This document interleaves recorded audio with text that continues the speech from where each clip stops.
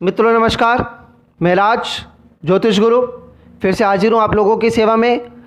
और इस बार मैं बात करूँगा उन महिलाओं की समस्याओं पर जिनका गर्भ बार बार गिर जाता है, जो गर्भधारण तो करती हैं लेकिन 1 हफ्ते और 2 हफ्ते में वो गर्भ गिर जाता है और इस समस्या से वो माँ नहीं बन पा रही। इलाज भी करवा रहे होंगे और हो सकता है कि कुछ लोगों को इलाज में फ़र्क नहीं भी पड़ रहा हो। तो मित्रों, मैं आपको एक उपाय बताने जा रहा हूँ। इस उपाय में खर्चा सिर्फ 10 या 15 रुपए का है, इससे ज़्यादा का खर्चा नहीं है।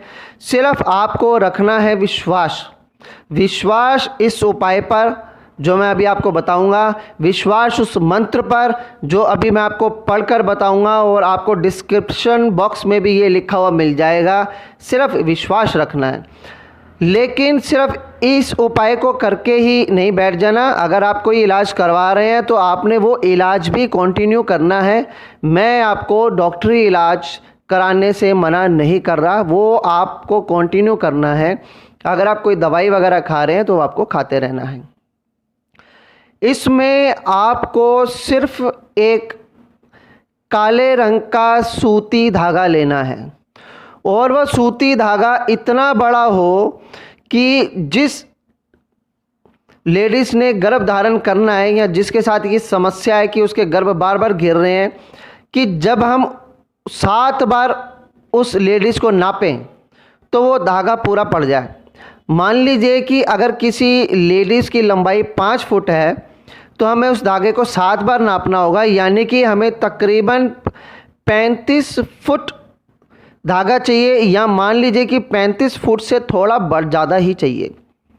आप 35 फुट, 35.25 फुट या 35.5 फुट ले सकते हैं।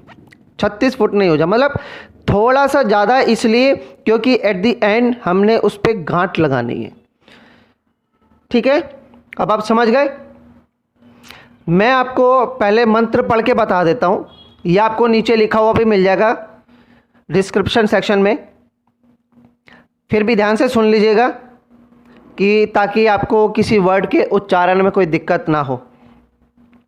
ओम नमो आदेश गुरु को, ओम नमः आदेश अंग में बांधी राख, नरसिंह यति मोसते बांधी राख, श्री गोरखनाथ कांखते बांधी राख, हपुलिका राजा सुंडों से बांधी राख, दृढ़ासन देवी यह मन पवन काया को राख, थंबे गर्भ और बांधे घाव, थांबे माता पार्वती यह गंडो बांधु, ईश्वर यति जब लग डांडो कट पर रहे, बालक गर्भ काया में रहे, फुरो मंत्र ईश्वरो वाचा।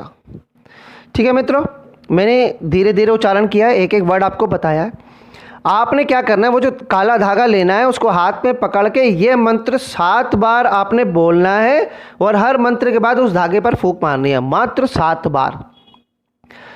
अब आपने किसी कुंवारी कन्या से, कोई शादीशुदा कन्या महिला नहीं है, किसी कुंवारी कन्या से जो थोड़ी बड़ी हो, उसको कहें कि ये 7 बार ये धागा उस लेडी के सिर से लेकर पैर के अंगूठे तक नापे बराबर।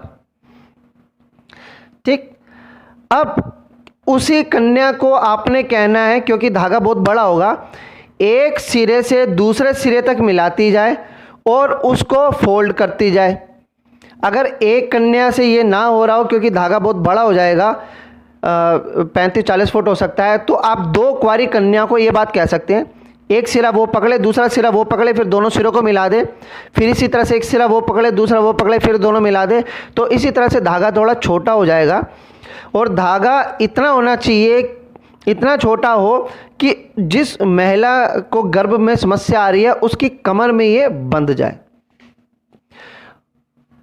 ज़्यादा छोटा होगा तो बंधेगा नहीं, बहुत ज़्यादा बड़ा होगा तो गिरने की समस्या रहेगी। तो इतना हो कि वो उसकी कमर पे बंध जाए, गांठ लग जाए। और गांठ इतनी तेज़ी से नहीं लगानी कि खून का प्रवाह रुक जाए, इतना लगाना है कि कमर तक वो धागा रुका रहे। बस यही करना है और कुछ भी नहीं करना। ये क्रिया, ये उपाय करने से आपका जो गर्भ है वो स्तंभित हो जाएगा। इसे कहते हैं स्तंभन हमारी जोशियों की भाषा में। फिर आपने भगवान पर विश्वास रखना है, आप जो उपाय कर रहे हैं वो आपने करते रहना है और फिर देखिएगा चमत्कार। अगर श्री हरि की कृपा रही तो आपको बालक जरूर होगा, आपको बच्चा जरूर होगा, आपका गर्भ जरूर ठहर जाएगा। कैसी लगी आपको ये जानकारी मित्रों, बताना ना भूलिएगा। अगली बार फिर हाजिर रहूँगा एक नई जानकारी के साथ। तब तक के लिए जय श्री